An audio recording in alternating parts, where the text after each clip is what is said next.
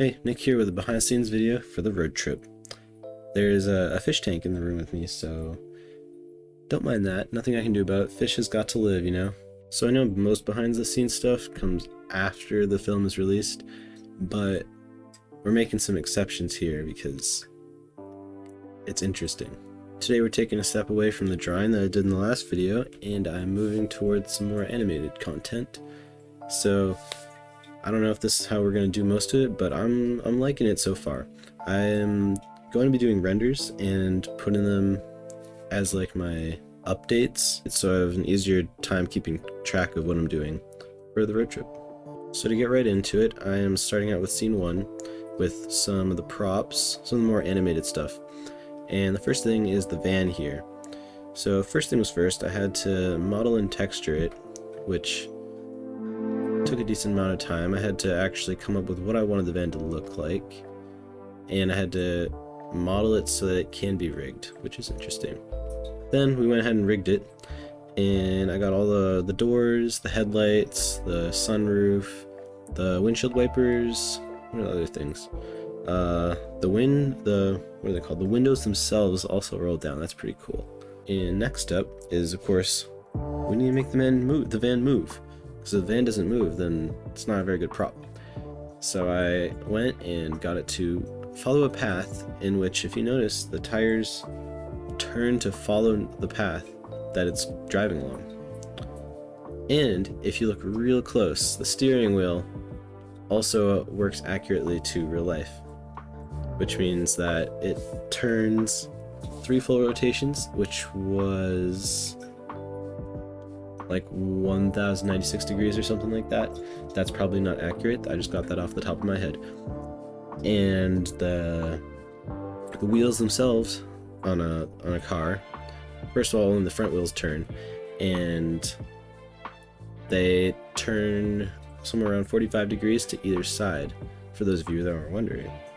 And then finally, that did look pretty robotic, so I went and added a little noise to it, which right here it's fairly exaggerated. So like, let's pretend this is an old car and it's going on a bumpy road. That's generally how it would look.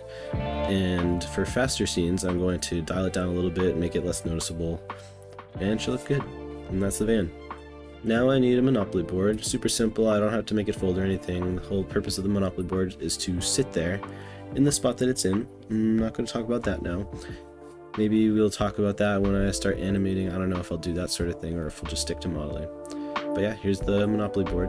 To start it out, I went and found a picture of an actual Monopoly board somewhere in Google and went download it. Then first step was to scale it down, so it was like 250 by 250 pixels. And then I went and pixelized it to get this, put it in Blender, and this is what you see.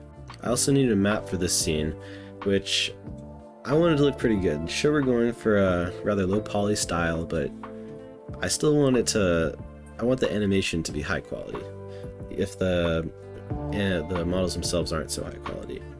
So we have the map here. I knew I wanted to do a fabric sim. This is something I've never done before. So I went and found a map of the US on Google again. Then I went and pixelized it, same as the Monopoly board.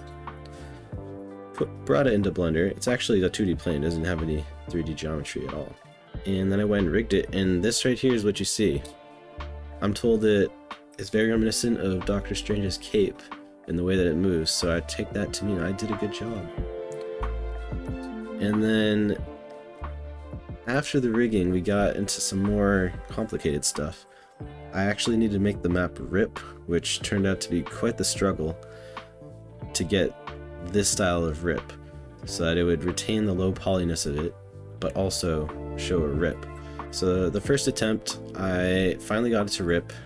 We're having some issues. It doesn't stick to the hands after it rips, so it just falls down.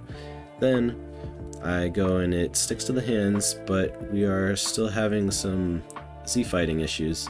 Z-fighting is when the render engine sees 2 surfaces that are in exactly the same spot. It doesn't know which one to render, so it randomly chooses between each one. If one of them is transparent, you get what you see here, where it's a little bit transparent, as in there's nothing there at all, and a little bit has an actual surface. So we fixed that by just displacing it by a teeny little bit. It was like 0.001 or something. And yeah, now it works good. Now remember that Monopoly board we made? Well, we also need some Monopoly money. So my first idea was I need this money to blow around. So I can't just model the money, but I did model some. I got some money, which again I found on Google and pixelized it to get what you see here. And so I was like, okay, so what does a stack of Monopoly money look like? So I went and made this monstrosity, which did not fly. I did not like that. And I decided I gotta take this up a notch. So I went and I did a physics simulation, and I went and grabbed a whole bunch of the money, 3 of each one I think, and randomly put them in the air, and then I dropped them on the floor. Get a pile. Of course, this pile's too small. So I went and put some more in the air, and I dropped that on top of that. And now you get what you see here. It looks pretty good in my opinion, and that is going to be our Monopoly money pile. Now, like I just said, we need the money to blow around. So first attempt, I need a particle system, and we got this. That was before like any tweaking. I just made the particles look like the Monopoly money. So I went and I did some serious tweaking, and we got this absolutely gorgeous particle simulation for the blowing. It looks absolutely fabulous in my opinion. I don't know, let me know what you think about it. Like, that looks good to me. Do is look past the awkwardness, the trash editing, the fish tank, the probably bad mic quality, and look at those beautiful renders as this project slowly, like a snail slow, like slower than a snail, comes together, and you get the final work of art that was always meant to be.